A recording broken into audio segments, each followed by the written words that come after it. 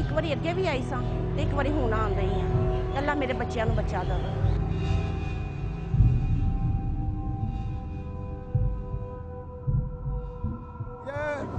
शाहदौला वाली सरकार के मलांग दरवेश, ये उनका मौजज़ा है। वो सिर्फ एक नौमौलूद बच्चे के सर पर लोहे की टोपी पहनाते हैं और इसका सर नहीं बढ़ पाता। अगर ये शाहदौला की रहमत या लानत की वजह से है तो फिर सारी दुनिया में ऐसे लोग क्यों पाए जाते हैं?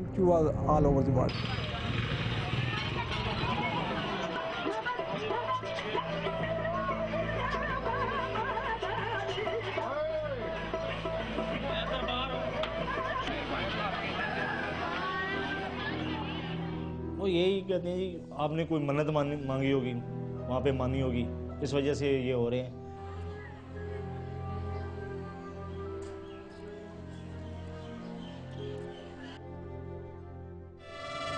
बस उनकी कर्मों से और मन्नत मांगी जाती है और उनकी दुआ से ये पैदा होते हैं बच्चे।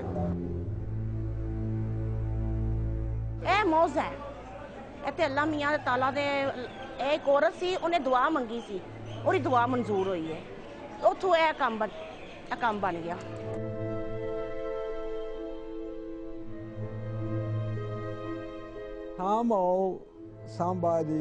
न जाने किसने किसी तरह इस चीज का आगाज कर दिया। अगर आप शाहदौला के मजार पर जाएं और दुआ मांगे तो आपके यहाँ जो पहली औलाद होगी वो चूहा या चूहिया होगी।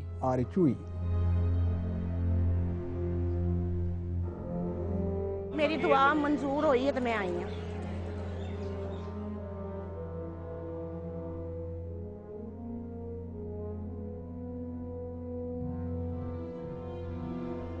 तुम तो कहो तुम्हारे साथ औलाद नहीं होती, तुम कहो सरकार मुझे औलाद मिलनी चाहिए, तो पहला बेटा तुम्हारा होगा, तो फिर बेटा हो तो फिर वो ऐसा हो, तो फिर भी ना तुसी चाड़ो है, तो फिर दूजा भी होगा ना, फिर भी वो ऐसा ही होगा। 5 बच्चे हैं जी, 3 बेटियां हैं, 2 बेटे हैं। सबसे बड़ी बेटी है वो माशाल्लाह बिल्कुल ठीक है, FA की स्टूडेंट है। उससे छोटा बेटा है जिसकी उम्र 16 साल है, वो माजूर है, चल फिर नहीं सकता, चारपाई पे है। ज़हन भी छोटा है उसका। उसके बाद बेटा है वो सही है। उसके बाद ये सोबिया है, ये मजदूर है, चल फिर नहीं सकती, सारा इसका भी छोटा है। लेकिन देखी हुई हैं वो मैंने शाहदौले की आती होती हैं, लड़कियां भी लड़के भी, लेकिन मैं कभी गई नहीं।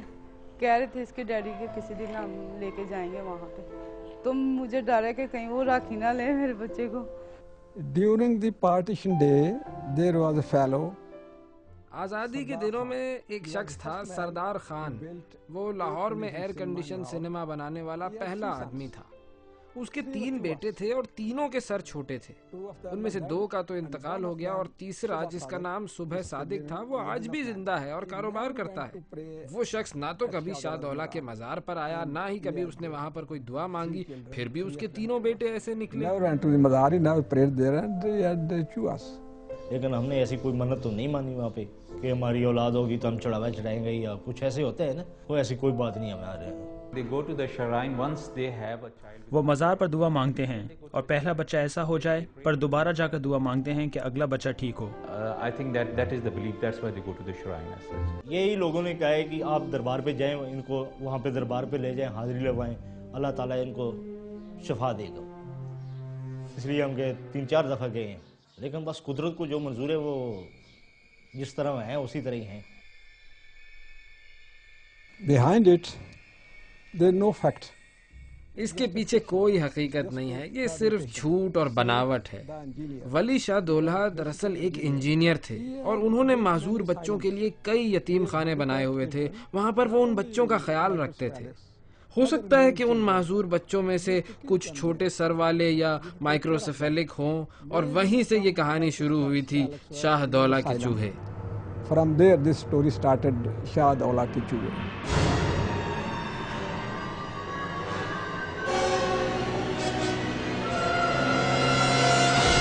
बच्चों के ऊपर कोई मेटालिक केप पहनाई जा रही है ये पॉसिबल यूं नहीं है कि क्योंकि जो स्कल है वो यूं ही स्कल नहीं है। स्कल में पोर्शंस हैं बोन्स के जो सुचर्स के थ्रू मिले हुए हैं और सुचर्स की जगह पे वो ग्रो कर रहे हैं। मेटल के वहाँ टिकेगी नहीं। जूजू बच्चा बढ़ता है, इसका जिस्म और सर भी साथ साथ बढ़ते हैं।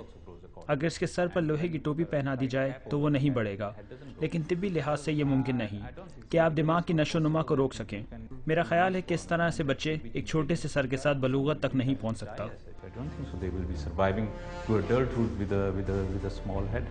मैं इसका लगाया ना, ये देखो इसमें है कोई निशान।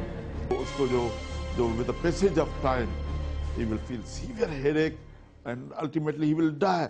दरबार पर बहुत से चूहे हैं। वहाँ पर कोई ऐसा कमरा नहीं है जहाँ बच्चों के सरों पर टोपियाँ पहनाई जा सके।